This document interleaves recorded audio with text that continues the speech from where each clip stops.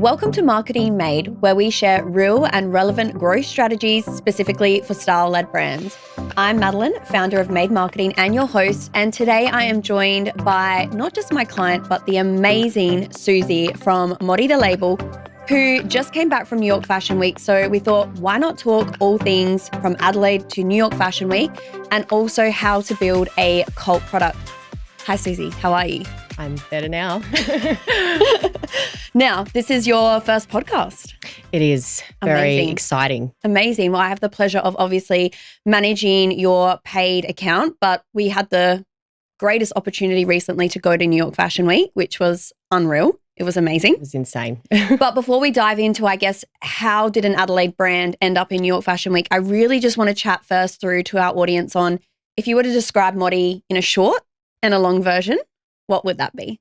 Yeah, so I guess the short version would be that we're an Australian women's fashion label that focuses on versatile, elevated pieces that transition from day to night. And yeah, the longer version would be stemming off the short version, and that, you know, we're a fairly new business. We only started in 2024. We are online only at the moment. So yeah, we're growing our community and business and brand through social media, which is exciting times for us. Yes. We offer sizes 6 to 16 at the moment, but we are looking at expanding that size range in the future. So yeah, we offer clothing that fits into a woman's life, not the other way around. So if you're looking for a brand that has clothing that you can wear from desk to dinner or date night after, then yeah, we're the brand for you. I'm actually wearing the velour, which we're going to talk about cult products in a minute or later in the episode. But yeah, amazing piece that I've worn heaps now. Looks amazing. And you're wearing the new shirt. I'm wearing one of the new shirts. Yes. Yes. Celia. Celia, yes. Yep. I've kind of learnt all the names, but some of them I'm still learning. You're doing well. So tell our audience, where are you from? And also your customer base. Where are they from, or like what's the ideal avatar that you're selling to right now? So we're based in Adelaide, South Australia. Mm-hmm. We mainly at the moment sell Australia-wide. Yes. But on the back of New York Fashion Week, we are expanding into the US market. But yeah, we do offer worldwide shipping all over the world. So we do have customers worldwide. And our typical customer avatar, I wouldn't say it's one type of person. I'd say that we have a few, as you'd know. Yes. But yeah, the first one would be your professional and your corporate girl that loves to, you know, take care of herself, look good, and has a very busy lifestyle. The second one would be more of your aesthetic social woman that loves fashion, loves trends, and loves dressing up to go out as well. And the last one would be more of the refined lifestyle woman. So probably a more mature woman, you know, that's looking for timeless, well-made pieces that she can wear, you know, time and time again. And yeah, I'd say that's the three sort of customers that we have at the moment. And I think since running your ads, we've also identified, we don't like to speak in demographics, but some of the dresses have gone for a more mature woman. Yeah. And then some of the other pieces, we're finding it is a bit more, when I say younger, like the 25, 30. But the velour, for example, we're noticing like it is that 45, 50. Yeah. And I think that comes down to the designs of the certain pieces do kind of attract different clientele as well. It really depends on the style of the dress, doesn't it? Yeah. Yeah. So did something specifically happen in your life for you to start creating the label?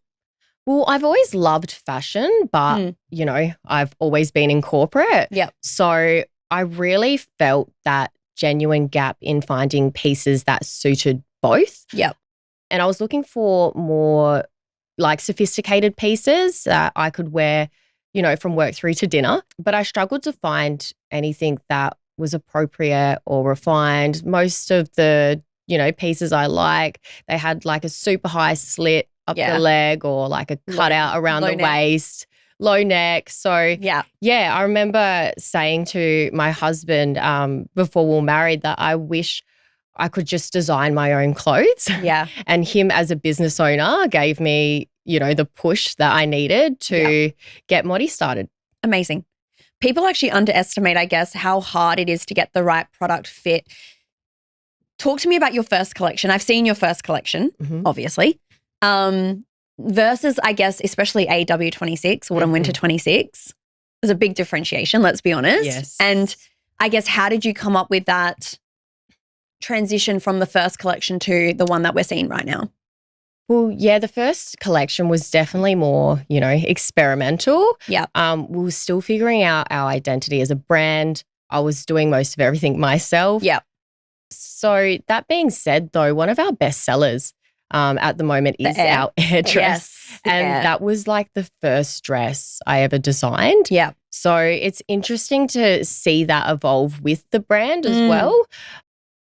Look, now with autumn winter 26, everything's more intentional. We have a much clearer understanding of our customer and what she wants. So we do have that data now to sort of work off. And we also have a new designer as well. Yes. And she's amazing and she has a lot of industry experience. And before we even design a collection now, she does a lot of background research. Yeah. So, yeah, we're aligning with our customer and basically bringing out pieces that, are already working and then, stemming from there. Yes, absolutely. Now, I don't think people realize how hard it is running a fashion brand. Yeah. And I don't know if you're happy for me to share this, but you're still working full time? Yes. Yes. Yes, I am. Yeah.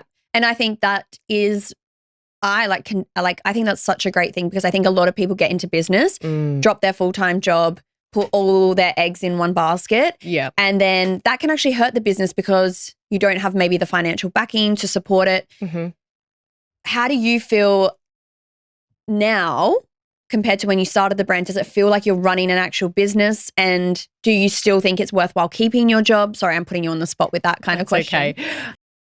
So yeah, it's definitely different. Yeah. I know I hear a lot of podcasts and I hear a lot of, business owners say, I quit my job and I've taken this massive risk. And look, I'm just not that type of person, if I'm honest. I like to, be secure and have strong foundations. And I feel like we've been able to grow Modi 100% more comfortably, quicker, because we've just been reinvesting everything back into the business and we haven't had to really take much from it at this point in time. Yeah. It did start as a side business. We never started Modi with the intention to, for it to sort of take over everything. But yeah, it's definitely different juggling, work and 100%. Modi. It's normally like I'm working until late hours of the night and early mornings, and it's a busy life, but it is rewarding and it is exciting and it's definitely worth it. Yeah. 100%. And I think what I've noticed as a client, you see the clients where things happen in business where there's slower days, faster days. Like, that's just the world that we live in. And what I like about having you as a client is there's no panic. And I think panic comes from because you're in this fear of like, I can't pay my bills, or like, I can't support my family. So I always say to even my clients who are on the bridge of like, should I quit my job? Should I not? It needs to make sense that if something happened in the business and one day you didn't make a sale, you're not going to be stressing out too much. So there's always things happening in the world. Like a lot of business owners, a lot of business owners struggled through COVID as well. And they were really hurt by that too. So, you just don't know what's going to happen in the future. So you 100%. Really want to be set up. But I think what made us, what was the actual point when it was like, oh, wow, we own a fashion label and we're running a fashion label, was like our first local runway show at Adelaide Fashion Week. Yeah. What year was that, 2025? Or no, that was 2024? That was 2024. That was within the first year. Wow. Yeah. So, we were sitting there watching the runway and all the people in the crowd, and we were just like, whoa, like this is insane. Yes. So, that just made it feel even more real. Obviously, on top of, the return customers, feedback, the regular sales coming in. But that's sort of what changed things up a bit, I guess. So that brings me on to New York Fashion Week. Now, what the hell? I think when you first told me, I was like, oh my God, like, how does it even happen? Like, were you pursued or did you have to apply for it? Talk us through the process a little bit. Yeah, it was a definitely an amazing experience, and it was amazing to have you there as well, and our beautiful designer. But yeah, funny story, we actually received an email and I actually thought it was a spam email, and I was joking with my husband about it, and it turned out after further looking into it that it was a legitimate email. It wasn't spam. So yeah, we got in touch and we responded, and they supposedly found us through our social media. Great. Yeah, social media is such an amazing space these days and platform for people. Discoverability, I guess. Absolutely, yeah. So, yeah, that's how the opportunity arose. And then was there a process after that? Like you obviously replied to the email, and then I remember you telling me there was a bit of an application that you had to fill out as well. Yeah, it was a extensive process even after they reached out to you. We had to, provide a lot of information about our business. We had to, go through a review and an interview stage with them as well. And then they go through and they select the brands. So, yeah, it is a bit of a process still. But I think that's the reality. Like, it's definitely possible for like independent brands to be a part of New York Fashion Week. Yeah. But there's still going to be a proper vetting process behind it. Throwing you a random question here, do you think, like, how important do you think your social media was in that? Like, obviously they found you through that. Oh, it's everything. Yeah. Yeah. I don't think you can really run an online fashion business these days without a social media. Yeah. It'd be quite hard. Yeah. And you do have quite a large following on there. Do you think that's important? I do think it helps. Yes. I think it's a combination of everything. You know, you have to have a solid website. Yeah. You'd have to have good collections, good content. Yeah. It's a combination of everything, I think. Yes. Yeah. Yeah. So in terms of when you started planning for New York Fashion Week, we obviously had the show, which was fantastic. In terms of investment from not just the financial in terms of, well, there's financial of us flying to New York Fashion Week. We're in Australia. That was, big investment. Yep. But in terms of like the energy and getting it all ready for the day, talk us through a little bit of that. Yeah. So, I mean, like you said, taking into account, flights, accommodation. Yeah.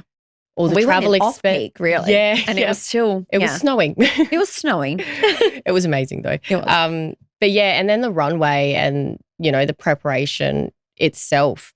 And then you got to add another 20% tipping on everything. Yeah. Being in the US. But yeah, look, I would say, I think it is quite a big investment. Yeah. But I found it to be worth it. Time-wise, we were lucky enough to have yourself and our designer there. So we had a bit of a team there with us. It was an amazing bonding experience for us. I just started working with you. Yeah. You're like, so cool. Come to New York. And I was like, okay. Yeah. But look, as you know, it definitely took up a lot of time, energy, planning. We were running campaigns in the background. Yeah. Leading up to New York Fashion Week and sending out customers little gift packs. And, there's a lot involved in that too. Yeah. Even the collection that we designed, we sort of had to keep New York and New York fashion in mind as well. Yeah. So a lot of energy went into it. The runway itself, we had like 3 days preparation, as you know. Yeah. Just there, not including, bringing everything over. So it's a lot to do. It's not an easy process, but I would say it's a worthwhile process. And I hope I'm sharing another thing, but I guess we also thought we would have all the pieces as well. Yes. Which we didn't. Not in a bad way. Like it hasn't really, we would have loved to have everything now, like post-launch. It hasn't super affected anything, but that's also things that throw a spanner in the works. It's just business. It's just business. These things happen. Yeah. I try and keep cool. But yeah, these things happen. You got logistics, shipping, you're working with, your manufacturer. They've got deadlines. They've got other clients. They've got holidays as well, Chinese New Year. But yeah, I guess it's just one of those things. We made it work, didn't we? Yeah. Even shipping logistics to get the dresses over there, we had a bit of a hiccup too, but it got there in time. It got there. We made it work. So we had the New York Fashion Week runway. I guess what were you expecting to happen in terms of post-runway? because there was a lot of media there. I think I was actually surprised with how much media was there as well. Insane. It was insane. And what has happened, because we've had some great success in terms of where you've been featured, but talk me through a bit of that. Yeah, I guess we went there. It was our first New York Fashion Week, first international runway. So we were mainly doing it for exposure. Yes. We didn't go there with the thought in mind, okay, let's go there and we're going to make this amount of sales. No. Like it was more just about global exposure, recognition. And I think we did achieve that. We were recognized by Elle Magazine, Elle Officielle, Fashion Week Online, and we also met, as you know, amazing other brands and people in the industry over there. So yeah, it was definitely an amazing experience. Yeah. We did collaborate with an Australian footwear brand, Whitner, as well. So so many opportunities there. Yeah. Yeah. And I think while we were over there, someone DM'd you like a PR agency over there as well. Yeah. Which I think like that probably wouldn't have happened if you didn't do that. No. And like whether you work with them or not, like doesn't really matter, but it's just like it gets you that.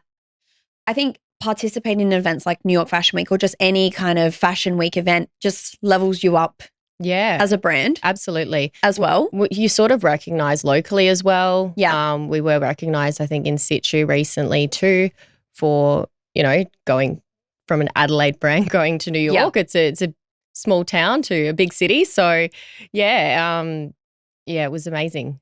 Would you advise other founders to be part of New York Fashion Week or any other fashion week? Because I think there's been a few times some other clients have been approached to do small kind of activations or similar things, and they're always a little bit hesitant because they're like, oh, well, it's such a cost to be part of them. Because I think everyone expects such an ROI from every marketing initiative that they take part in. But I liked what you said. It's a branding exercise. So would you say it would be worthwhile to explore these opportunities? I think if you can budget for it and, the opportunity comes up for you, I do think it is worthwhile, like being a part of such an amazing experience. Yeah. It gives your brand more credibility. Your customers trust you more. It sort of puts you more on a global scale as well. So, I think as long as you're clear on your brand and what you want to get out of it, then 100% be part of it. Be a part of it. Yeah. Yeah. Yeah. So this brings me on to the next conversation I want to have, which is all around the US market. I just really want to preface that you are a brand that was launched in 2024. Yes. So to launch in the US, not even we're in 2026 to start, that's actually crazy. Like I don't think you realize that whenever I say that back to you. You're like, yeah, whatever. But to launch in the US is, really, really unreal. What, I guess, have you learnt already from being part of New York Fashion Week, but now launching your fashion brand? Well, soft launch. We haven't really launched. No. We're soft launch. We're like, let's just throw some ad money see how we go. In US. Let's see what happens. What are they like?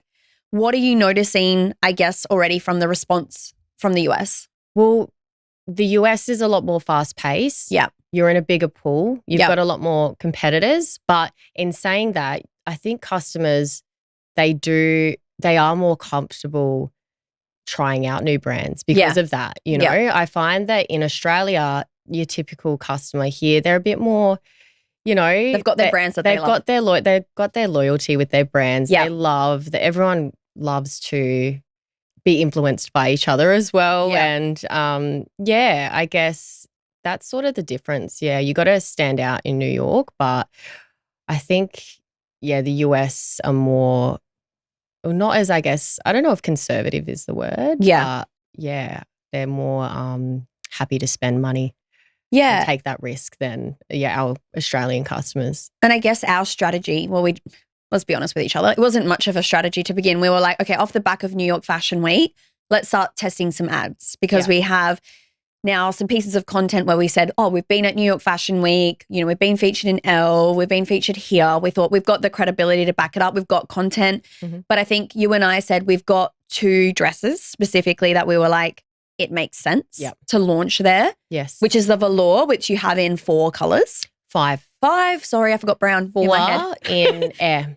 4 in air, 5 in velour. Yep. So the air is more of a puffy sleeve, cinch waist, flowier dress. Yeah. So when we did our ad strategy, we said, let's just pick our top performing ads from those 2 dresses and let's just create a small budget.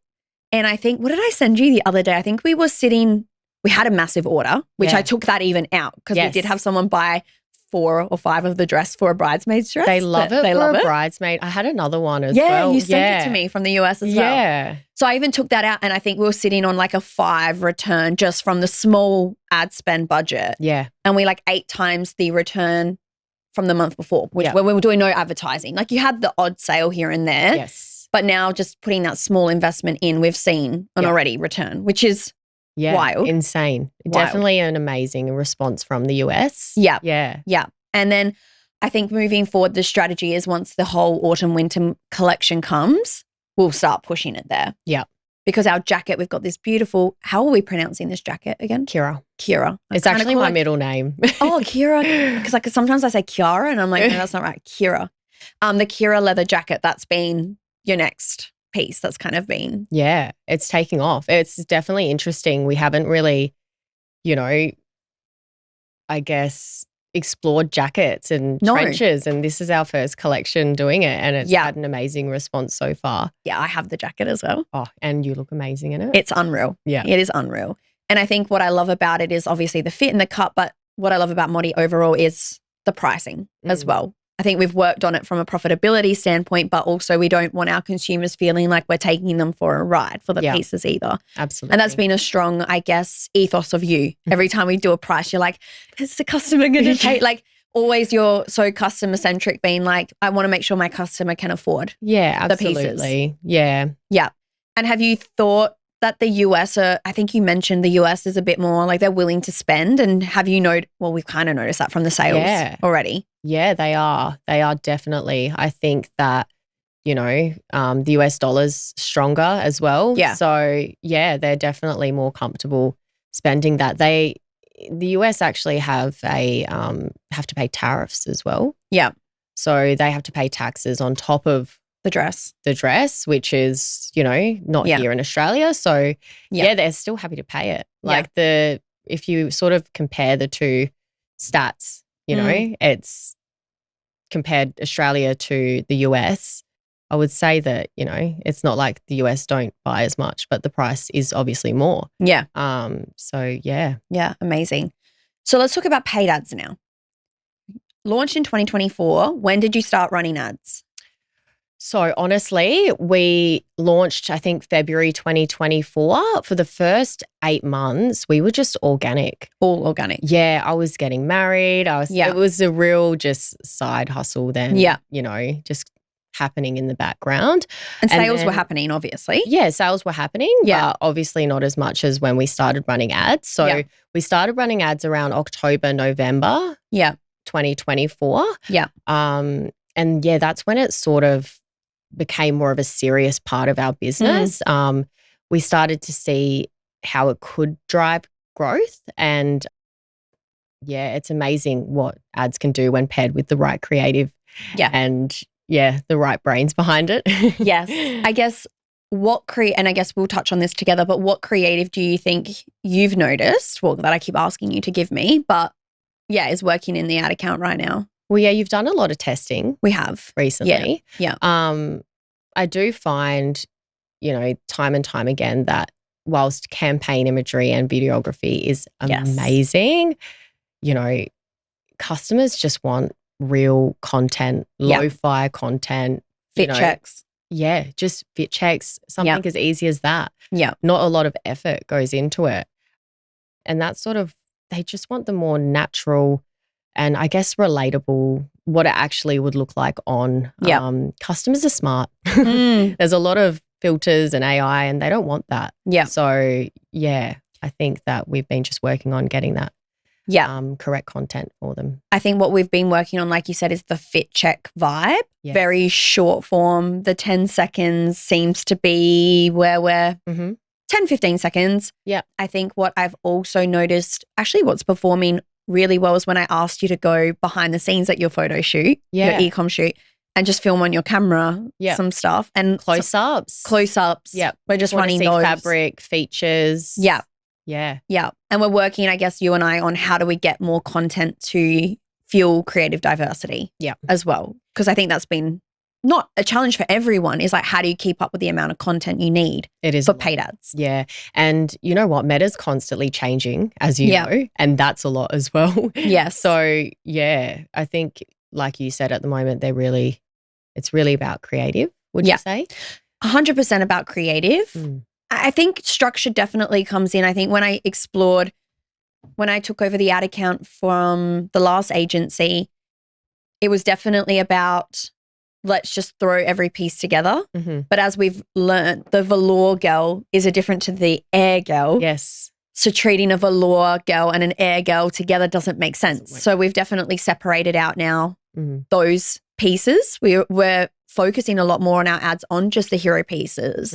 Not letting anything shine, but like, where can we get the most profit from our ads right now? And it is like focusing on 3 or 4 pieces right now. And then once we find even a color that works, like the velour red, the velour black is a very different girl again to the velour blue and the butter yellow. That's right. So we've separated even them out. But that's over time. We're not doing that straight off the back. We had to learn all of that as well. Yeah, lots of testing in the background. So lots of testing as to what happens within the ad account. But yeah, creative volume and diversity is what we're focusing on together right now. Meta's getting smarter.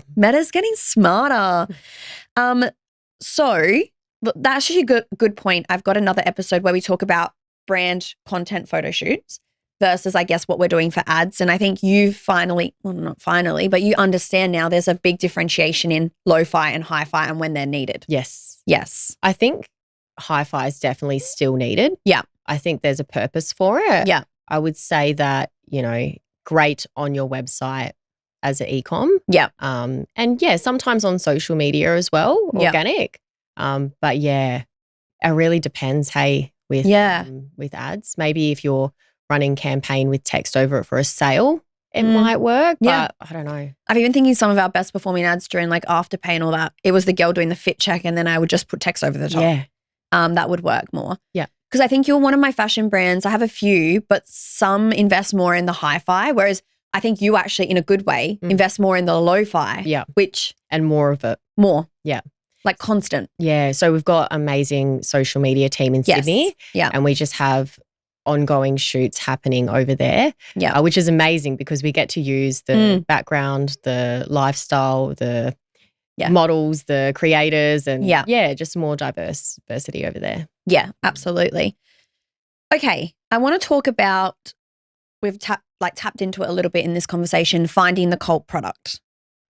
When did you first notice, I guess, that a product really worked for you? Because you spoke about Air at the beginning. That's one of your first. But Air came out in what color first? Black when you launched. Yep. Which it's safe, but amazing. So yeah, Air was our first dress and our first bestseller as well. And yeah, we were just overwhelmed by how quickly that it sold out. Yeah. And then we just sort of restocked it time and time again and it just kept performing. So we thought, hey, why not bring it out in more colors? Yes. So yeah, we brought it out in sky blue, butter yellow and white. Yeah. Which they, again, we've had to restock them time 100%. And time again. Yeah. So it wasn't all the colors at once because like you did white next, wasn't it? And then was blue and yellow at the same time or they were a little bit separate? So it was white next. I think I did blue and yellow was the most recent one. Yeah. And that was obviously trends that you were seeing within color. I mean, butter yellow is a trend. Yes. Yeah. So you were just kind of grabbing your cult product and going, okay, how do we fit in with what's trending right now color-wise? Yeah. And just bringing it back to our brand as well. Yeah. Trying to find colors that you can wear every day. They're not too out there. That they're timeless, I guess. They're more timeless. Yeah. I wouldn't say minimal, but somewhat minimal. Yeah. Yeah. So I guess finding those colors that, you can wear time and time again. Yeah. And then the velour. Yes. That started in what color? So started in the burgundy that you're wearing. Looks amazing. And that's that was kind of an on-trend color as well for the time. Like I feel like everyone kind of came into this burgundy. And you know what? It was a risk. Like we've never launched a burgundy color dress before and it just took off. And honestly, it just shows our customers love a maxi linen dress, which again, it's the type of dress that you can wear from, your corporate job to dinner or drinks after and you feel good. You don't have to rush home, get changed, fix your hair, change your makeup and go back out to go to dinner again. You can just go straight there. So, yeah, we have it in the velour dress in 5 colours now. Yeah. So burgundy, again, sky blue, butter yellow. Yeah. Black. So similar to our air dress, but we do have it in a chocolate brown. Yeah, the brown is gorgeous. Too. Yeah. Yeah. Yeah. And it's been interesting to see with ads as well, which actual colours work. Yeah.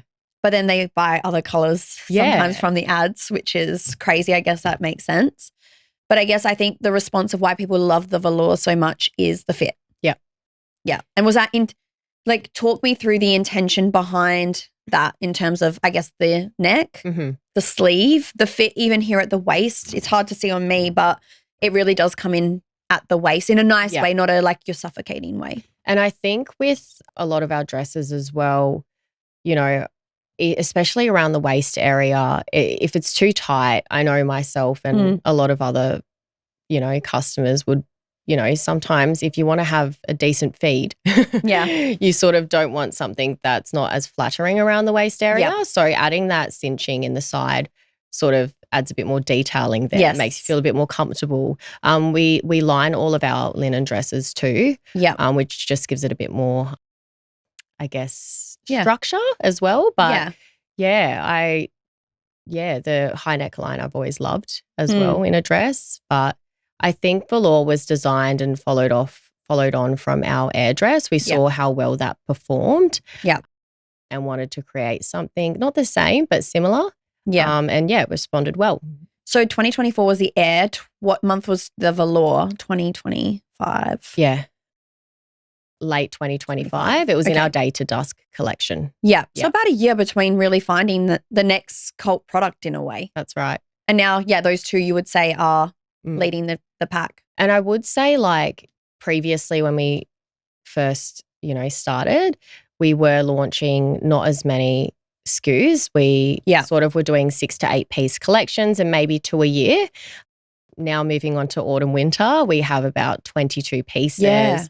Currently working on spring summer 27. Again, that'll be, probably around 20 pieces as well. Yeah. So it's definitely sort of having more pieces would mean that there would be more, chance of sales, essentially. And more testing to find that bestseller as well. But I guess it was probably the safer move at the beginning to launch with less to understand who is your market. That's right. You're it's that really fine line. Yes. But now I feel after about a year and a half, you've really got that dialed in on what they like, who they are. Mm-hmm. So how do you know that, I guess, a product is going to be a viral product, but also how do you know this is a product I'm going to keep as a classic in our range? And I guess you're still new. Mm-hmm. So a year's not really a long time to keep a product in, nor the velour.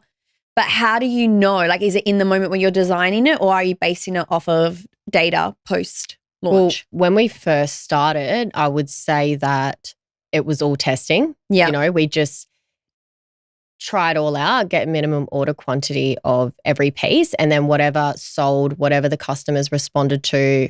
If we get emails and messages on Instagram saying, hey, can you bring this out in different colors? Then that's when we knew that was going to be the viral color, the viral dress, or the viral piece. Yeah. So I think that now we sort of know a bit more of what our customer wants, and we do try to design pieces that align with our brand. So we want to make sure that it's going to be suitable to wear from day to dusk. We also want to design pieces that our customer, like you said, could be anywhere from in their early 20s to their 60s. So we want to design pieces that is suitable for all of our customers. One thing is that we've also noticed is the velour black sold out in the large and the mediums, pretty much off the bat. Yeah. And I guess has that been a lesson learned on how to get the sizing quantities right? Because you don't know, is this dress going to go more for an extra small, or is it large to extra? The thing is it changes with colours as well, doesn't it? We have noticed that as well. Because I think the black, obviously, the larger sizes sold out. We sold out straight away. Yeah. Yeah. Yeah, and I find that when you do have a bestseller, if you bring Yeah. it out in another color, like many customers buy the same dress In a different color. if they love it in every color. Yeah. So yeah, definitely want to look into. I know we mainly focus on maxis, but even bringing bestsellers out in minis as well That would for be cool. summer. So Yes. yeah, definitely looking into that. I really think, AW26 is so strong. Yes. There. So let's talk about failed marketing. I definitely think on this podcast, I want to talk about the failures in business as well and failures in marketing specifically. Mm-hmm. Is there anything that completely didn't work for you? It does make a big difference to invest in the right agency that's a good fit for you. Yeah. And someone that's an amazing agency for another brand doesn't mean that it's the right fit for you. Yeah. You need to make sure that they really find someone who understands your niche and aligns with your brand as well. Yeah. It helps because having you're typically one of our target audience as well. So just having that and getting that feedback from you, you're always so honest and raw, and I love that. Oh. So yeah, I guess investing in people and companies is a big thing that we've been learning along the way. Yeah. And I think before when we were chatting, you said you took the advice to invest in like TikTok and Google ads before as well, which wasn't the right move when you're starting out. Yeah, I think for us, TikTok and Google ads, we started it too early. And we did tap into it for a period of time. But honestly, we found that unless you have like a much bigger budget and really have nailed Meta first, then, it can be a bit of a distraction. But yeah, I guess for us, it was better to just double down on Meta and then, in the future, probably look into running other ads like 100% on other platforms like Pinterest or whatever you recommend. I think we spoke that Pinterest would make a lot of sense for a fashion brand, and then TikTok next. Mm-hmm. But I think definitely we're seeing that consumers, especially in fashion, they don't typically go to Google. It's a discovery in terms of the visuals. They see someone wearing it, they want to buy it. Yeah, I don't think someone's typing in red half off the shoulder dress into there. And I think in like TikTok ads as well, it's a complete different, like it's completely different content. Correct. So you have to have those resources 100% and the time to create that different content because TikTok's more raw and not as polished as Instagram. So it will be more time, not just in running the ads and putting the spend in, but creating that content that's suitable for that platform. 100%. Has there been any campaigns that you have potentially done that you're like, okay, this didn't really work or not really? Oh, look, we have had some really polished campaigns, with amazing photos and videos that I loved and they did an amazing job. But yeah, like we spoke about earlier, with ads, customers really respond to real, raw, lo-fi content. Well, for our brand at least. Yeah. So yeah, like we've touched on, even something as simple as a fit check is so simple. Working now. And I think that there is a place still for the campaign videos and photos though. Yeah. But yeah, I'd say that at the start, I really did think the campaign, like photo shoot and videos, they would be the ones that would be performing. So it was a big shock for me. What are you seeing work right now? So obviously we know in Meta ads, what's working for Modi and most fashion brands is that simplified lo-fi working really well. How about email marketing? Have you noticed anything there that works really well for you? Yeah, so I'm on you for doing more of that. I know. I think a massive thing, again, it's like Meta, it's constantly changing as well. At the moment, you need to send more emails. I scared you on that. I know. I was always of the opinion of like, you don't want to harass your customers. Like, I don't like being harassed. But the more that a customer sees your brand, the more visibility you get, the more 100%. Trust you build. So, and I think with EDMs, like making it more educational as well, like posting things and blogs, for instance, not just posting about one product or, hey, we've got a sale on, but potentially doing a blog into like New York Fashion Week and come behind the scenes with us and why our customers love this product. Yeah. And I think we're really testing that at the moment. Yeah. Which we didn't do much of before. Yeah. Yeah. And I think your organic social strategy is quite strong in terms of it's very reflective of your customer and you are partnering with some creators. Have you had much success? I remember that we've spoken about overseas creators have actually been a bit more in terms of like the content they produce. Yeah, I love been another overseas creators because then you've got them like in Italy. Yeah. At Rome. We do have one where she was like in Italy. Yeah, and that's the backdrop. And it's like, I'm not saying that Adelaide doesn't have amazing backdrops, but it's a small place and everyone's going to that same backdrop. Whereas if you go to use an international creator, they can just there's more diversity in the lifestyle content that they create. Mm-hmm. So, we're still testing and still love using like UGCs as well. But I do find that us having a content shoot with our social girl in Sydney once a month, sometimes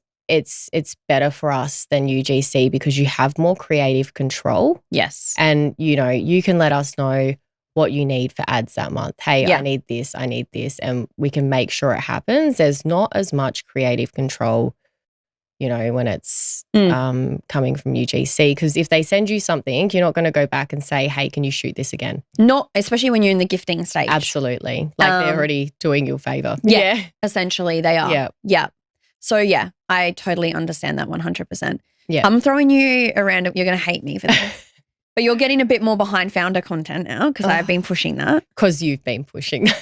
Because you are your ideal customer. Yeah, you're right. Is there any more plans in the pipeline of doing more of that this year? You've started. We do. Well, you're doing this podcast. Well, and you did an interview at New York Fashion Week. I did an interview there. It's something that, I guess the more you do it, the easier it gets. Yeah. So, we would like to show a bit more behind the scenes moving forward and, a bit more about us and the brand. And so, we do have some planned in the pipeline, which is exciting. So, And do you think when you post that content, it performs better? I'm going to be honest, like you're right.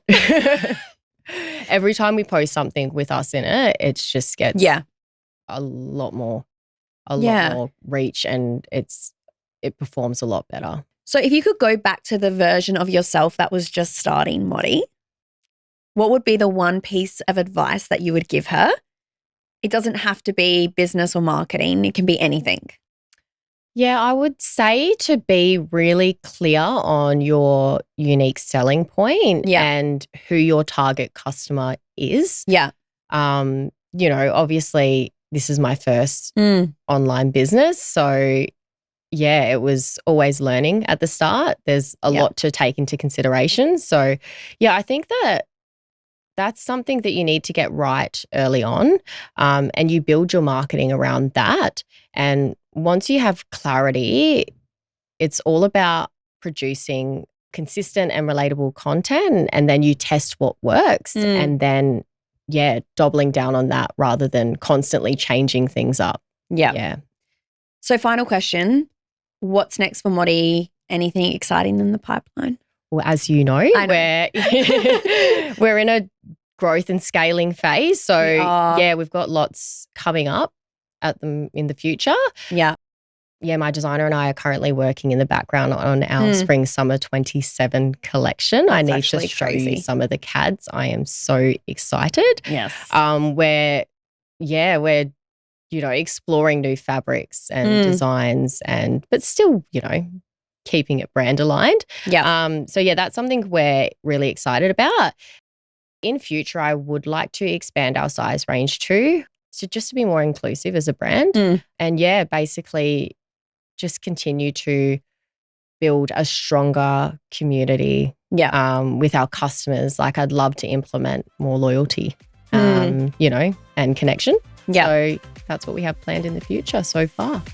that I can reveal. Oh, okay. That's all I know. So I'm excited to hear what this other stuff is. Thank you so much for joining me on the podcast. This was really valuable for all fashion brands. It's amazing being here. Thank you. Thank you.